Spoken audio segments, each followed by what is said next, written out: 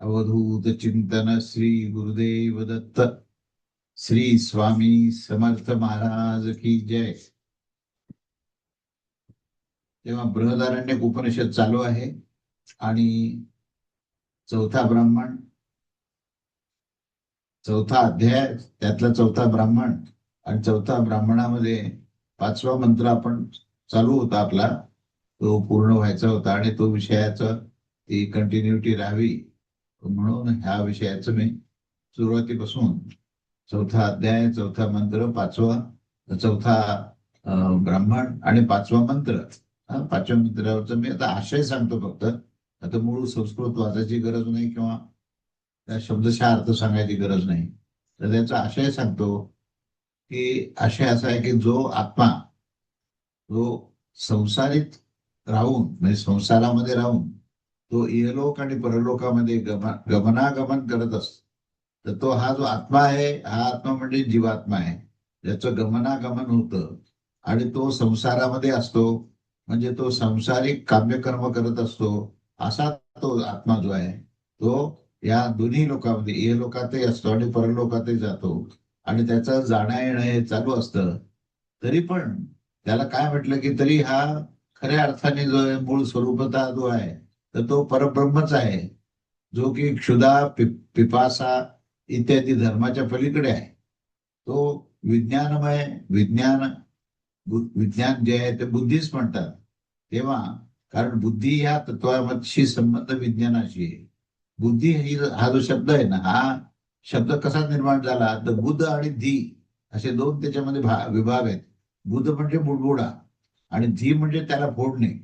तर त्याला भेदून जो जातो या बुडबुड्याला, तर त्याला बुद्धी असं म्हणतात. म्हणजे इथं त्याचा अर्थ असा आहे की बुद्धी म्हणजे हा जो ब्रह्मांड रूपी जो बुडबुडा आहे त्याच्याही पलीकडे जाण्याची क्षमता ज्या तत्वात असते त्याला बुद्धी असं म्हणतात.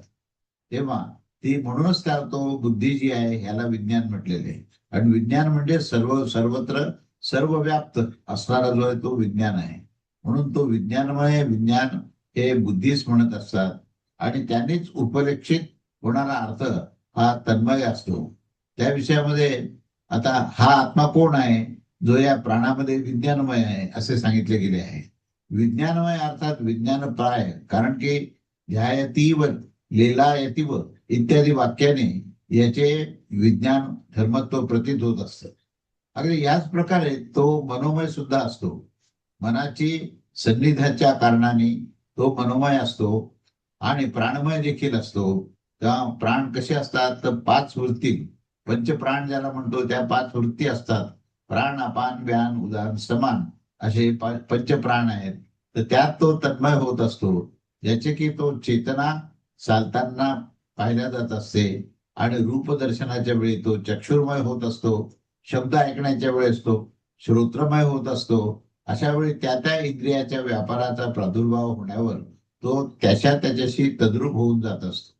अशा प्रकारे बुद्धी आणि प्राणाच्या द्वारे तो चक्षु आणि इंद्रियमय होऊन शरीरा आरंभक अशी ही पृथ्वी इत्यादी भूतमय होऊन जात असतो. आणि त्या समयी त्या पार्थिव शरीराचा आरंभ होण्यावर पृथ्वी आणि वरुणादी लोकांमध्ये जलीय शरीराचा आरंभ होण्यावर जलमय होत असतो, परंतु वायुमय होत असतो तो. आणि आकाश शरीराचा आरंभ होण्यावर सुद्धा तो आकाशमय सुद्धा होऊन जात असतो. अशा प्रकारे हे देवशरीर तेजस आहे आणि याचा आरंभ होण्यावर तो तद्रूप अर्थात तेजोमय होऊन जात असतो. याच्यापेक्षा भिन्न पशु आदीचे शरीर मात्र हे नारकीय जावाच्या तथा प्रेतादीच्या शरीरात अतेजोमयच असतात.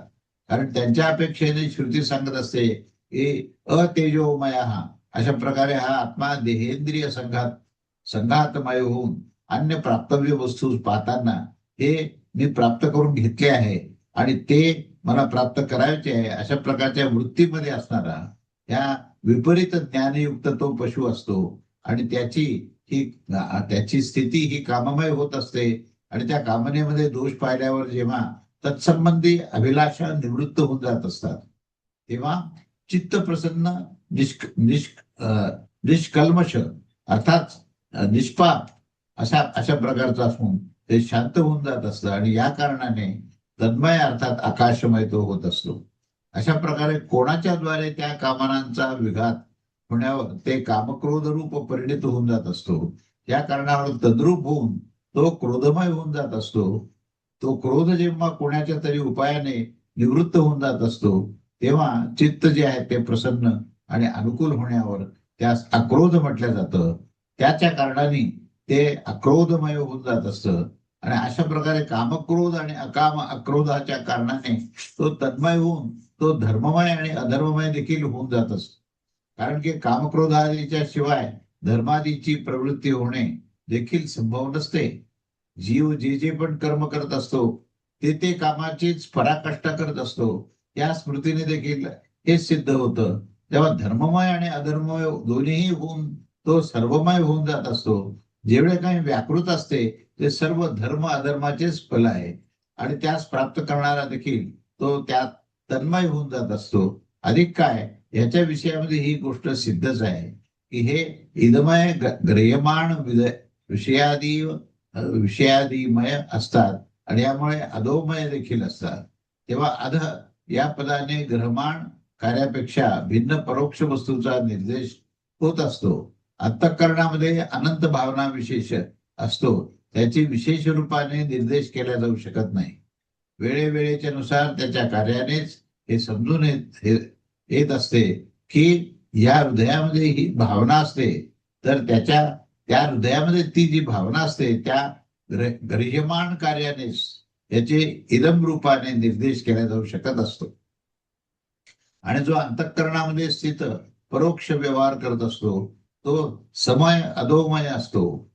संक्षिप्त तर त्याचे जसे करणे अथवा आचरणात आणण्याचा जो स्वभाव असतो तो यथाकारी यथाचारी होत असतो. तो यथाकारी म्हणजे जसे करणारा असतो आणि तो तसेच त्या करण्याप्रमाणेच तो होऊन जात असतो. विधी आणि प्रतिषेधाने ज्ञात होणारी जी नियत क्रिया असते त्याचे नाव करणे आहे आणि अनियतित आचरणाचे नाम जे आहे ते आचरणामध्ये आणणे आहे. असा तो दोघांचाही भेद आहे. साधू करणारा साधू होत असतो. यथाकारी या पदाचे विशेषण आहे. यथाकारी आणि यथाचारी या पदामध्ये निणी या ताच्छिल्य प्रत्ययास ग्रहण केले गेले आहे आणि या कारणाने कर्मात अत्यंत परायण होण्याचा स्वभावच ही तन्मयता आहे.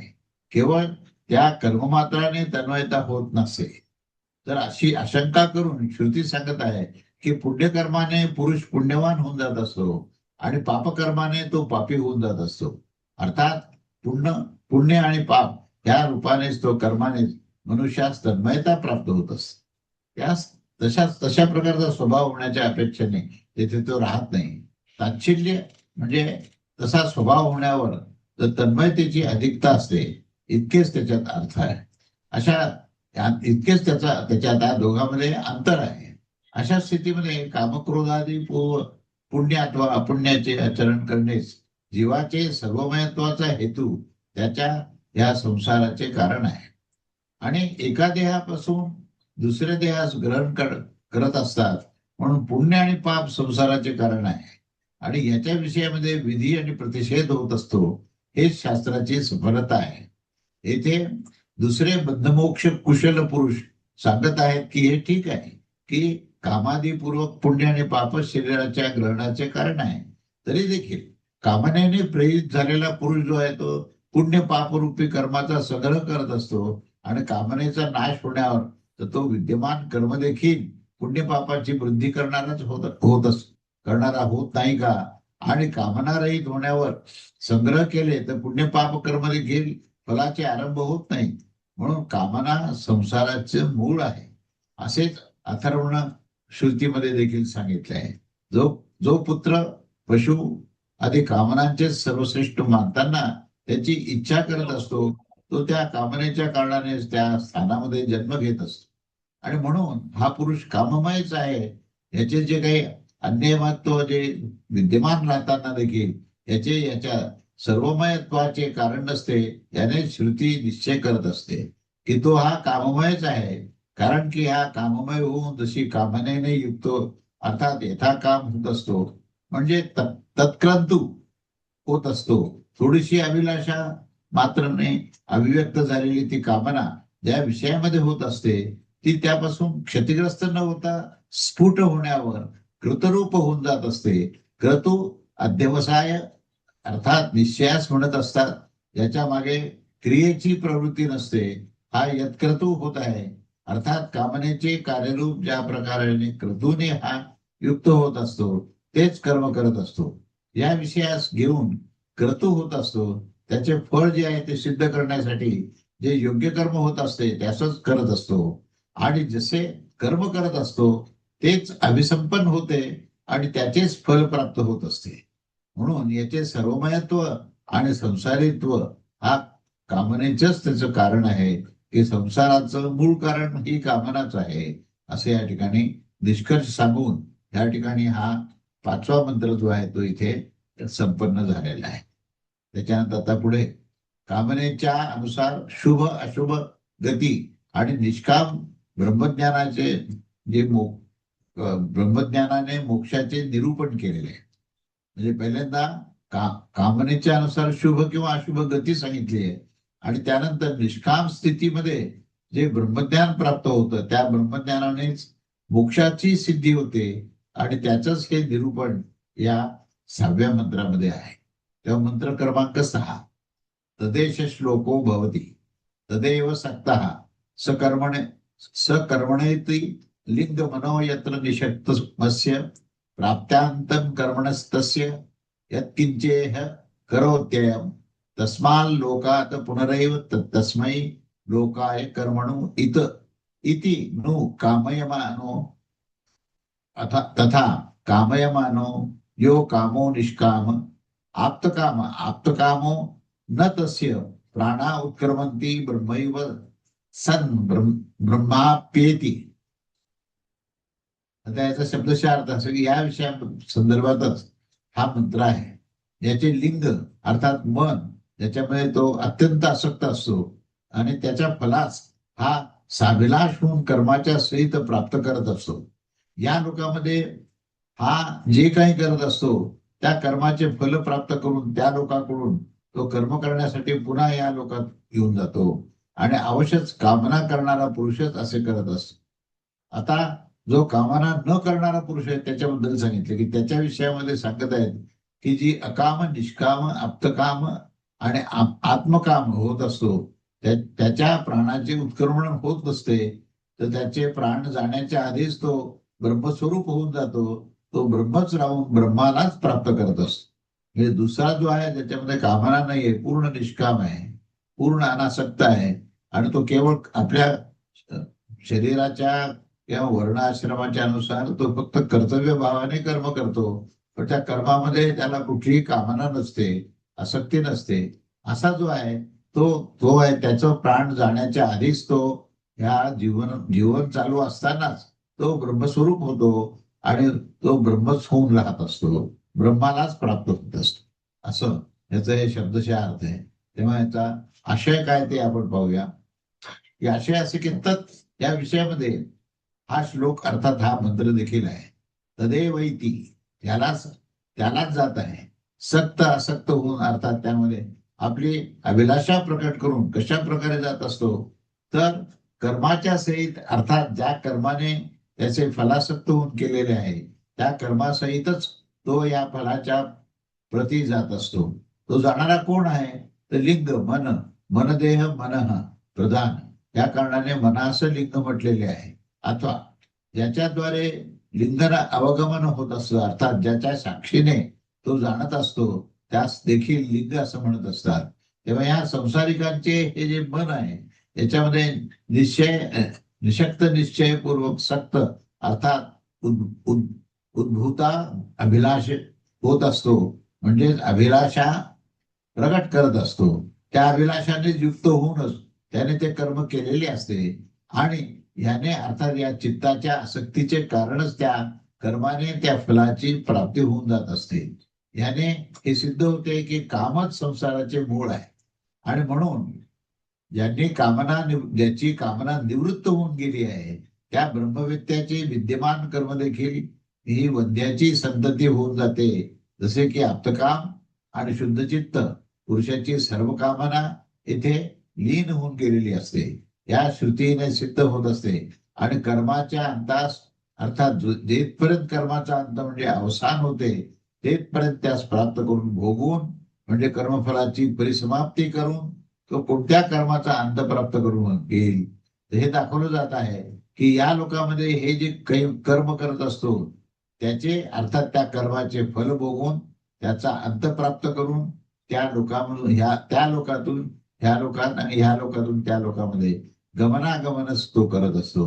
हा लोकच त्याला कर्मप्रधान आहे. यावर श्रुती सांगत आहे की कर्मणे अर्थात पुन्हा कर्म करून फलासक्तीचे कारण पुन्हा परलोकामध्ये जात असतो. अशा प्रकारे जो कामना करणारा असतो तो संसार बंधनास प्राप्त होत असतो.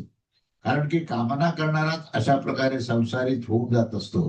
तो कधीही संसार बंधनात जो त्याला कुठल्याही प्रकारची कामना शिल्लक राहत नाही, तो संसार बंधनात पडत नाही. फलासक्तीची गती तर दाखवून दिलेलीच आहे की जो निष्काम आहे त्याची क्रिया संभव न होण्याच्या कारणाने कामना न करणारा पुरुष जो आहे तो मुक्तच होऊन जातो. म्हणून जीव कामना न करणारा कसा होऊ शकतो. जो अकाम होत असतो तोच कामना न करणारा होत असतो. अकामता कसा होतो त्यावर दाखवले गेले आहे की जो निष्काम आहे, आता ज्याच्या कामना सर्व निघून गेलेल्या आहेत, तो पुरुष निष्काम म्हणला जात असतो. कामना कशा प्रकारच्या निघून जातात तर तो आप्तकाम होऊन जातो. आप्तकाम, आप्त हा शब्दाचा अर्थ जो आपला परमेश्वर याच अर्थाने आहे. त्या परमेश्वराची इच्छा ज्याच्याकडे होते त्याला आप्तकाम म्हणतात. की तो इतर संसारिक कामना संपूर्णपणे शून्यवत करून तो आप्तकाम होऊन जातो. अर्थात ज्याचे सर्व कामना प्राप्त करून घेतलेले तो आप्तकाम असतो. त्यासच कामना ही राहतच नाही. कामनांची प्राप्ती कशी असते तर आप्तकाम होण्याने. ज्याच्या कामनेचा विषय आत्माच होत असतो, कोणत्या तरी अन्य वस्तुरूप पदार्थ तो होत नसतो. आत्माच अंतर्बाह्य पूर्ण प्रज्ञान घराणे एकच असतो. आत्म्यापेक्षा भिन्न कामनांचे योग्य कोणत्या अन्य न वर आहे, न इकडे आहे, न तिकडे आहे, अथवा न खाली आहे, न वर आहे. याच्यासाठी सर्व काही आत्माच होऊन गेलेला असतो. तो कोणत्याद्वारे कोणाच पाहिजे, कोणाच ऐकेल, मनन करेल अथवा जाणेल. अशा प्रकारे जाणणाऱ्याची कोणाची कामना करेल. जो पदार्थ अन्य रूपाने जाणला जातो तोच कामनेसाठी योग्य असतो. आणि हा पदार्थ जो आहे तो आप्तकाम म्हणजे ब्रह्मवेत्याच्या दृष्टीने मध्ये तो नसतोच. म्हणून जो कोणी आप्तकाम होण्याच्या कारणाने आप्तकाम होत नाही तर तो निष्काम, अकाम आणि कामना न करणारा देखील असतो. या कारणाने या मुक्त होऊन जात असतो. त्याच्यासाठी सर्व काही आत्माच होऊन जात असतो. त्याच्यासाठी कामनाच्या योग्य असा कोणताही अनात्मा तिथे राहत नाही. आणि म्हणून कोणी दुसऱ्या कामनांचे योग्य अनात्मा देखील राहील आणि सर्व काही आत्माच होऊन जाईल असे कथन तर विपरीतच आहे. म्हणून अनात्मा आणि आत्मा एकत्र राहू शकत नाही. म्हणून अनात्म्याचा कुठेही संबंध राहत नाही, तेव्हाच तो आत्मस्वरूप होत असतो. आणि म्हणून सर्वात्म दर्शीचे साठी कामनांचे योग्य वस्तूचा अभाव होऊन जाण्याने कर्म हे कधीही संभवतच नाही. जे लोक प्रत्यवायाच्या निवृत्तीसाठी ब्रह्मविद्याची देखील कल्पना करत असतात त्यांच्यासाठी सर्व काही आत्मा होत नाही. कारण की ते प्रत्यावाय तर आत्म्यापेक्षा भिन्न कोणी अन्य त्यागण्यास पदार्थ हा योगच मानला गेलेला आहे. ब्रह्मवेत्ता तर आम्ही त्यास म्हणत आहोत की ज्यांनी आत्म्यास क्षुधादीने अतीत म्हणजे भूतकाळात आणि प्रत्यावायाने असंबद्ध जाणले जात असतो. हे सर्वदा क्षुधादीच्या अतीत आत्म्यास पाहत असतो. कारण की जो आत्म्यापेक्षा भिन्न होण्यातरी हे म्हणजे निषिद्ध अथवा उपादेय वस्तू तो पाहतच नाही. त्याने कर्माचा संबंध होणे संभवच नाही. जो ब्रह्मवेत्ता नसतो त्याच्या प्रत्यवायाच्या निवृत्तीसाठी कर्माची आवश्यकता असते. या कारणाने यामध्ये काही विरोध नाही. आणि म्हणून कामनेचा अभाव होण्याच्या कारणाने कामना न करणारा पुरुष हा जन्म घेतच नसतो. कारण जन्म जो आहे तो कामनेमुळेच होत असतो. तर तो असा पुरुष जो आहे जो सगळ्या कामने बसून हा अलिप्त झालेला आहे तर तो मुक्त होऊन जात असतो.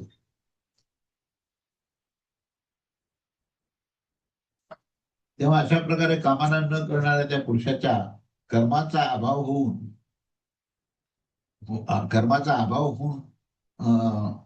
जाण्याच्या कारणाने त्याच्या गमनाचे कोणतेही कारण न राहिल्याने त्याचे वाघादी प्राण उत्क्रमण होतच नसते. देहाच्या वरच्या दिशेने तो जातच नाही आणि आत्मकामाचे कारण आत्मकाम झालेला तो विद्वान येथेच भ्रमीभूत होऊन जात असतो.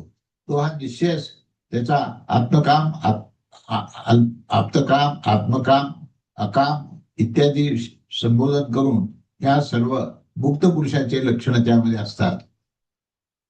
अशा प्रकारे हा दृष्टांत रूपाने त्या ब्रह्माचेच रूप दाखवले गेले आहे. तेव्हा अथा कामया मनः इत्यादी वाक्याने याचे दाष्टांती भूत अर्थात उपसंहार त्याचा करून गेलेला आहे. तेव्हा अशा प्रकारे साधक कसा मुक्त होतो तर सांगितलं जात आहे की तो सुषुप्ती अवस्थेमध्ये स्थितच्या सारखे तो निर्विशेष अद्वैत अलुप्त चिद्रूप ज्योतिस्वरूप आत्म्यास तो पाहत असतो. त्या कामना न करणाऱ्या पुरुषाचा त्या कर्माचा अभाव होऊन जाण्याच्या कारणाने त्याच्या गमनाचे काही कारणच राहत नाही आणि गमनाचे कारण न राहिल्याने त्याचे वाघादी प्राण उत्क्रमण करत नाही आणि म्हणून तो विद्वान येथे ब्रह्मरूप होऊन जात असतो.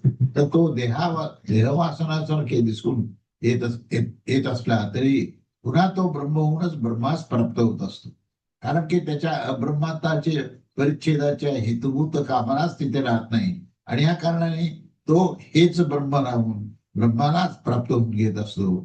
त्याच्याकरता शरीरपाताची तिथे आवश्यकता नाही. म्हणून शरीर असताना जीवन असतानाच तो ब्रह्मस्वरूप होतो. मृत्यू पावलेल्या विद्वानास भावांतराची प्राप्ती होत नाही. अर्थात त्याच्या जीवितावस्थेचे भिन्न भाव राहत नाही. देहांताचा संयोग न होण्यानेच तो ब्रह्माला प्राप्त होत असतो असे सांगितले जाते. जरी मोक्ष काही भावांतर प्राप्ती मानली जाईल तरी संपूर्ण उपनिषदाचे विवक्षित जे आत्मैक रूप सिद्धांत आहे तो बाधित होऊन जाईल आणि म्हणून मोक्ष हा कर्मानिमित्त होऊन जातो, ज्ञानानिमित्त राहणार नाही आणि हे अयोग्य आहे.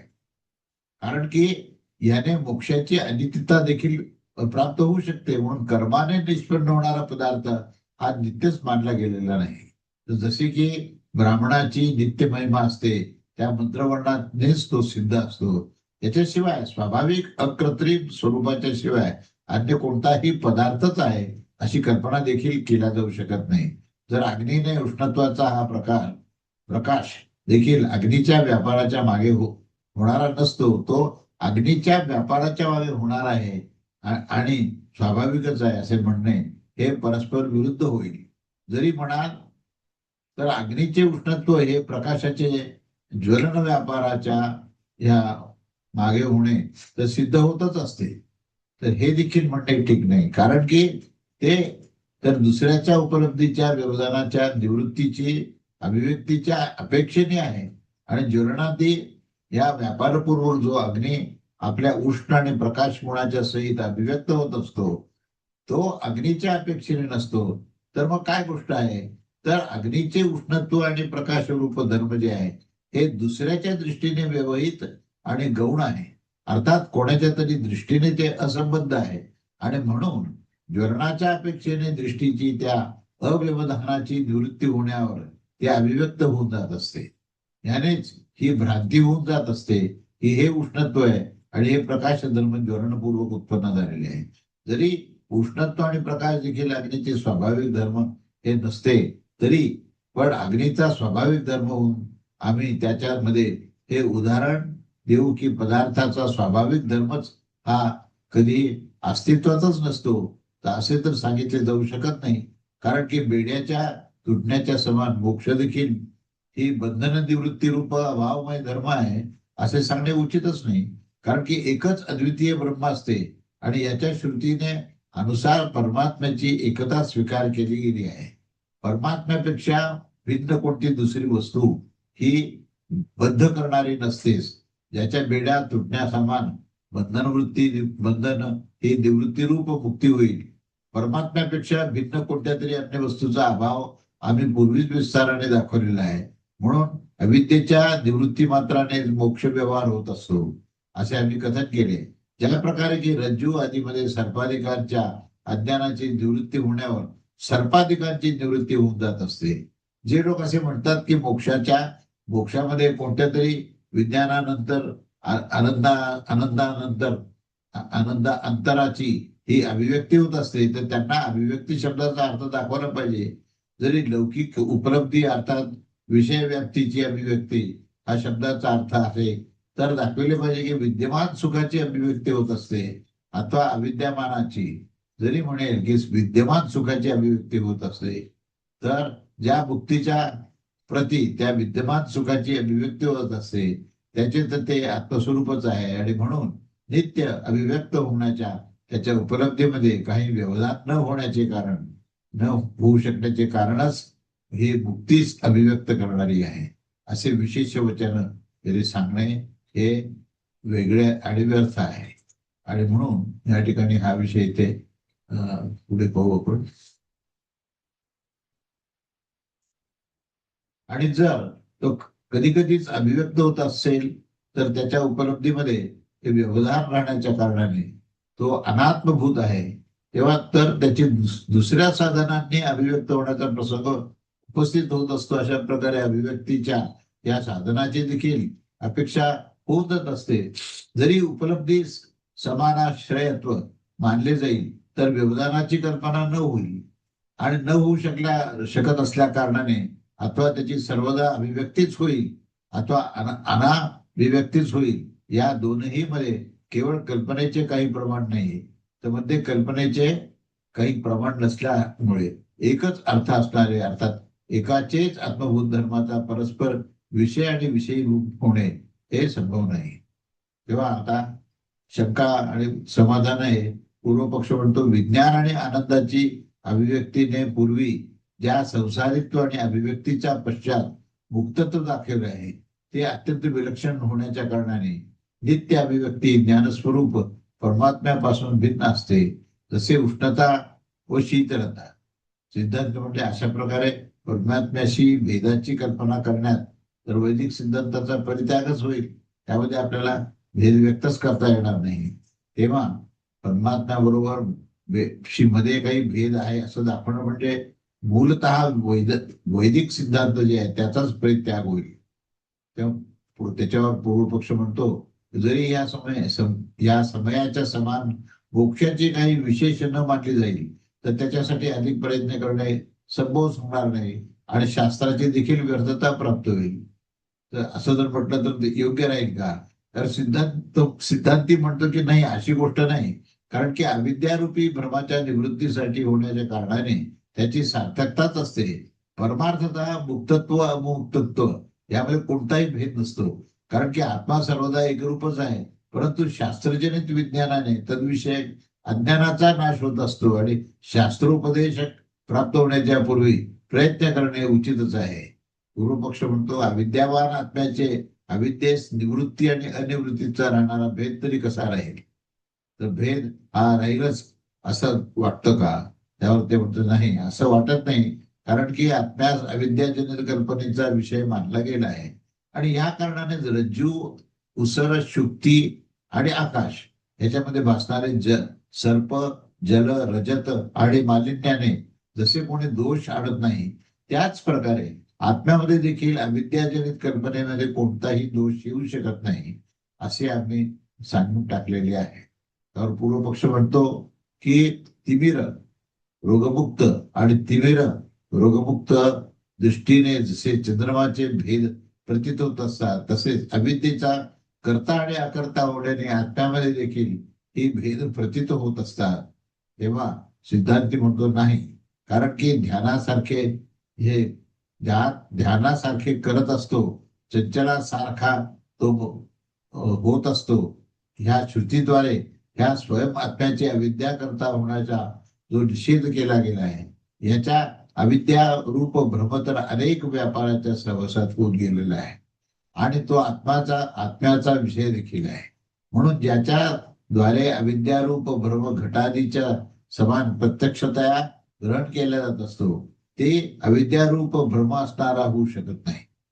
आणि म्हणून मी हे जाणत नाही असा अनुभव पहिल्या जाणण्याच्या कारणानेच जर आत्मा अविद्यारूप भ्रमालाच सिद्ध होत असतो तर अशी गोष्ट आहे का?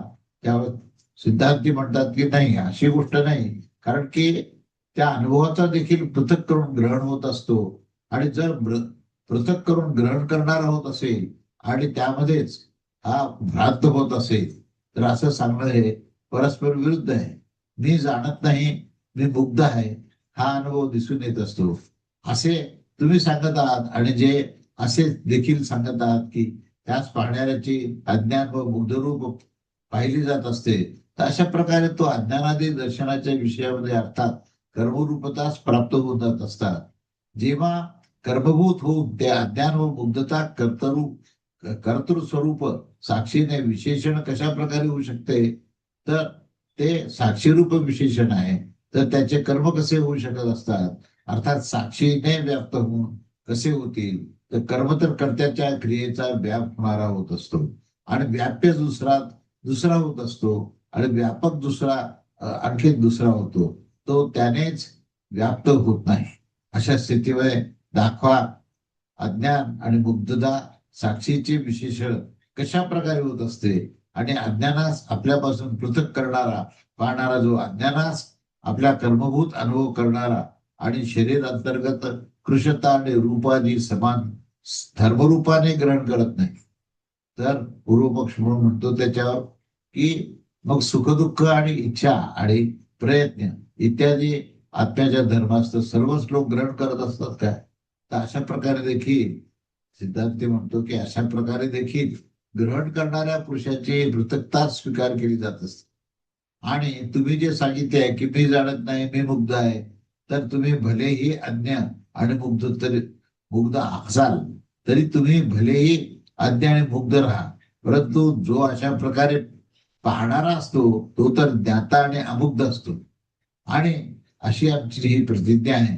त्या व्यासजीने देखील असं सांगितलं आहे की क्षेत्री म्हणजे आत्मा आहे आणि इच्छादी संपूर्ण जे आहे ते क्षेत्रास प्रकाशित करणारे आहेत. तेव्हा आत्मतत्वाचा संबंध जो आहे तो हा क्षेत्री या शब्दाने त्या ठिकाणी अभिव्यक्त केलेला आहे. तेव्हा क्षेत्री आणि क्षेत्र, क्षेत्र म्हणजे प्रकृती आहे, समस्त भूतामध्ये समान रूपाने स्थित आणि त्यांच्या नष्ट होण्यावर देखील नष्ट न होणारे हे परमेश्वर असंच इत्यादी शेकडो शेकडो प्रकारचे त्याचे वर्णन केलेले आहे.